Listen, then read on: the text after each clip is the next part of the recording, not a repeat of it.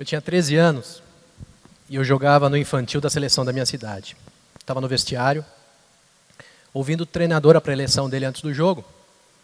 E ele nos dizia, né, que naquele jogo e naquele torneio em especial, não teria cartão vermelho. Só teria cartão amarelo. Se tomasse cartão amarelo, estava expulso de campo. A mensagem educativa era clara: não tomem cartão.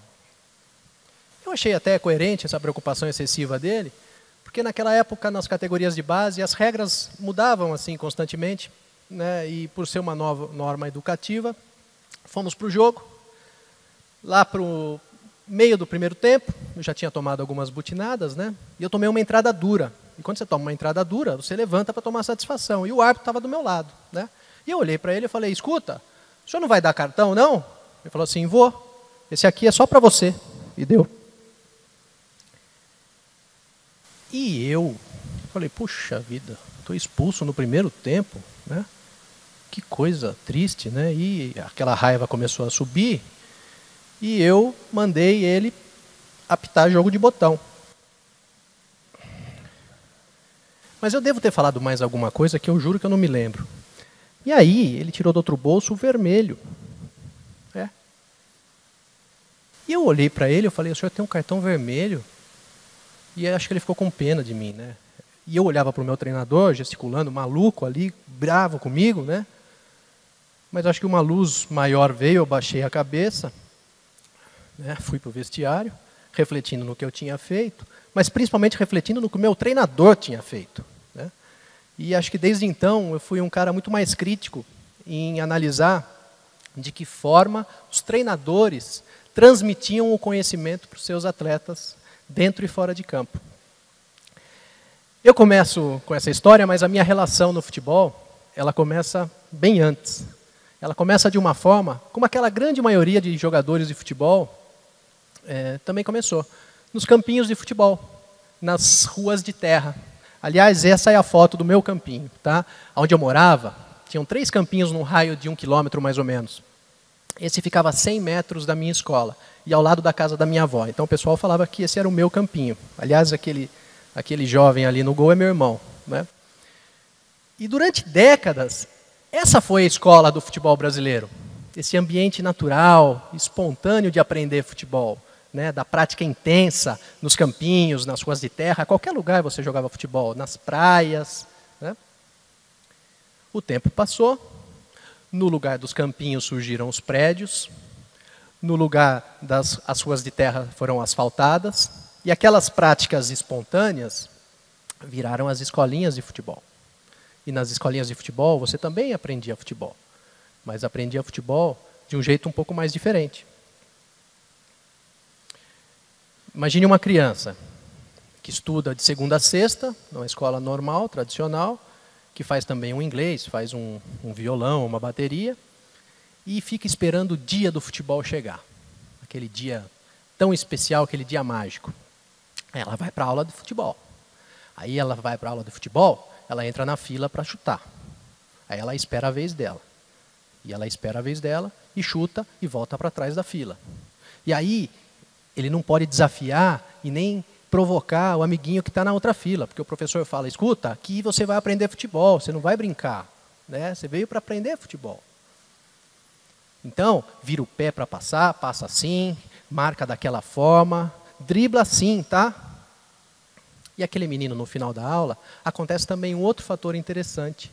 No trajeto da escolinha para a casa dele, geralmente com os pais, né, com o pai, aliás, o pai, durante todo o trajeto, questiona o filho: por que ele não fez aquele gol que ele estava sozinho? Por que ele não marcou, né, aquele menino que entrou? Por que ele perdeu para aquela menina naquele jogo, né? Não é à toa que essa criança, quando foi realizada uma pesquisa recente com uma centena de crianças que jogavam em escolinhas de futebol, e a parte que elas acham mais chata justamente é a volta para casa com os pais, né? Por sua vez, o que eles gostam tremendamente, um dos pontos altos dessa pesquisa, é a volta com os avós, que ao contrário dos pais, eles só elogiam e falam o quanto gostam de ver seus netos jogarem. Então vejam, a transformação daquela prática espontânea, natural, né, para uma prática mais regulada, mecanizada, ela vem provocando mudanças significativas no perfil do jogador de futebol brasileiro, o perfil do jogador atual e futuro. Quando a gente privilegia o ensino fragmentado do fundamento técnico, o chute, o drible, o controle de bola, a gente vai se distanciando dos aspectos mais criativos, mais lúdicos, mais intuitivos e coletivos, que é a essência do próprio jogo. O professor Alcides Scalia, doutor Alcides Scalia, é um dos grandes pedagogos do esporte brasileiro. Na sua tese de mestrado, ele fez uma investigação e entrevistou uma série de jogadores ex-craques que tinham escolinhas de futebol. Ele fez 2 perguntas para esses ex-craques. Como é que você aprendeu a jogar futebol? A grande maioria, era bem interessante isso, né? Porque a grande maioria sentava, encostava, abria um sorriso, falava, puxa, eu descia do meu prédio com a bola, eu já ia driblando a guia, eu dava uma meia-lua na árvore, aí eu chegava no campinho, sabe? Tinha um campinho que era, um gol era a trave e a outra era a parede. E aí eu lembro bem porque eu desenvolvia a habilidade de bater com a esquerda, de bater com a direita. Aí chegavam 2, 3, a gente brincava de rebatida, depois a gente fazia bobinho, depois a gente fazia a mãe da rua, e ali eu aprendi a controlar a bola em alta velocidade. E aí a segunda pergunta, e como é que você ensina futebol para os seus alunos? E era muito interessante.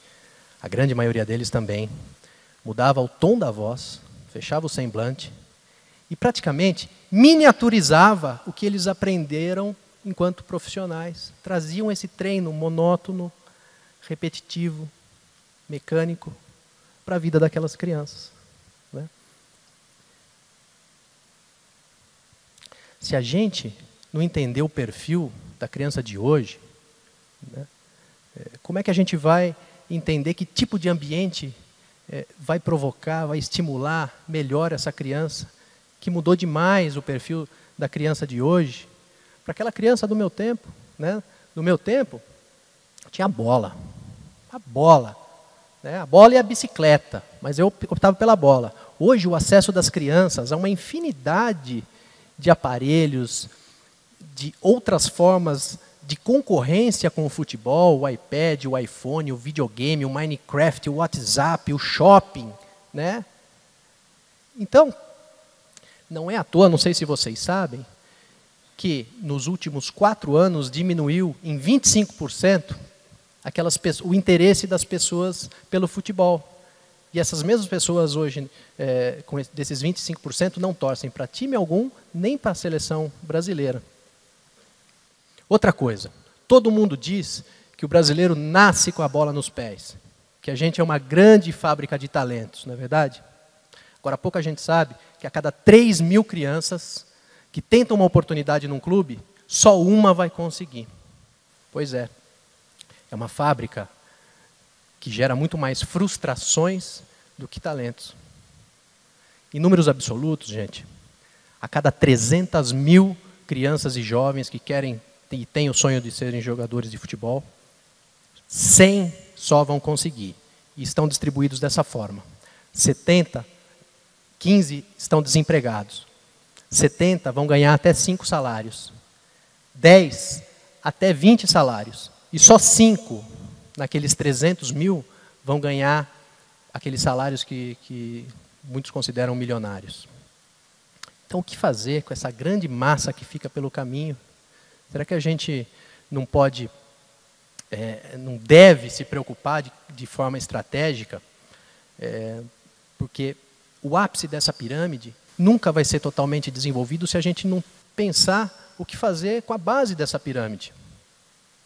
Hoje, alguns países estudam, compreendem e exploram o futebol com muito mais propriedade do que a gente. E estão na nossa frente, não só no ranking da FIFA, mas no ranking do desenvolvimento humano e da educação. Não é verdade?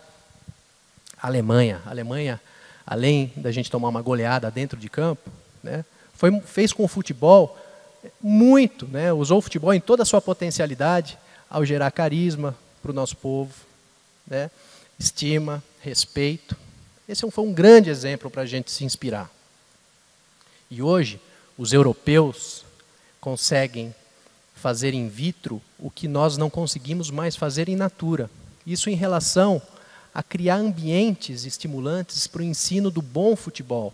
Eles praticamente depuraram o que era melhor daquela prática natural e passaram por um laboratório e levaram hoje para o ensino do futebol, que lá acontece nas escolas públicas, antes de passar pelas escolinhas e ir para os clubes.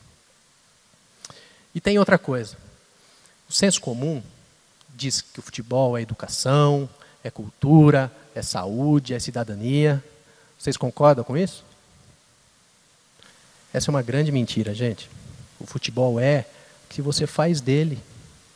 Aliás, quando a gente vai num estádio, a gente vê tudo ao contrário. A gente vê violência, a gente vê falta de educação, a gente vê falta de cidadania, não é verdade? O futebol tem tudo de bom e tem tudo de ruim nele, né? A gente olha para um jogo e a gente vê a coragem, mas também vê a covardia. A gente vê o amor, mas a gente vê a indiferença. A gente vê a solidariedade e a gente vê egoísmo, a ousadia, a cautela, a razão e a emoção, a sanidade e a loucura. Está tudo lá, né? Outro grande pensador do nosso esporte, o professor João Batista Freire, ele nos lembra o seguinte: os treinadores e professores que ensinam futebol, eles podem escolher se eles potencializam os vícios ou as virtudes. Será que aqui no Brasil a gente vai ter orgulho do futebol só quando a gente ganha uma Copa? A gente vai ser tão mesquinho a esse ponto de nos sentirmos orgulhosos com o que a gente faz com o futebol e pelo futebol, só levantando mais um caneco? Será que não seria interessante a gente olhar para o poder do futebol como um instrumento de educação, para educar, para estimular crianças pela escola, que hoje é cada vez maior o índice de crianças que não gostam da escola? O futebol tem tudo nele, não tem? Está lá a economia, está lá a matemática, a física, a química, a história, a geografia. Será que um professor não pode pegar o interesse da criança pelo Real Madrid e o Barcelona, por exemplo, e contar a Guerra Civil Espanhola? Não tenho dúvida que ele vai fixar isso de uma maneira muito maior do que aquela forma como tradicionalmente a gente aprende em classe de aula. Será que ele não pode potencializar o reforço das capitais do nosso país a partir dos nossos clubes, que não pode demonstrar, por exemplo, as formas geométricas através das marcações do campo, né?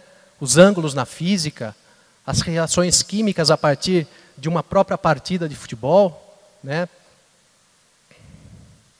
E principalmente, gente, principalmente, a partir do ensino do próprio jogo, dos fundamentos, a técnica, a tática, a inteligência coletiva de jogo, que a gente possa transmitir valores de uma pessoa de bem, valores fundamentais, como solidariedade, como liderança, autonomia, respeito ao adversário, respeito ao seu companheiro.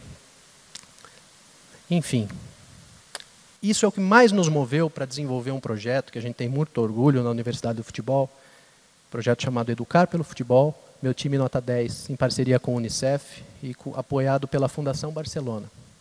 Na verdade, é um curso online, gratuito, com conteúdo muito relevante, que vai ser orientado para treinadores, professores, treinadores de escolinha, né?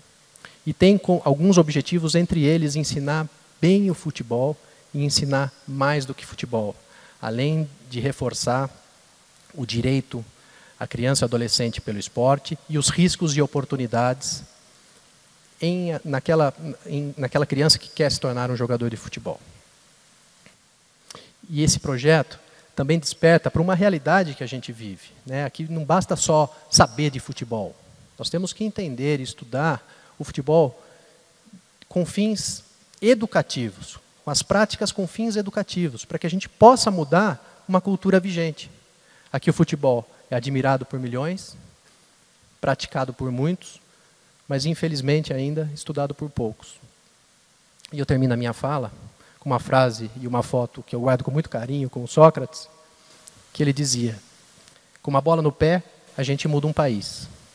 E eu peço licença para alterar essa frase, para dizer: com uma bola no pé e gente que quer o bem do futebol brasileiro, a gente muda o país.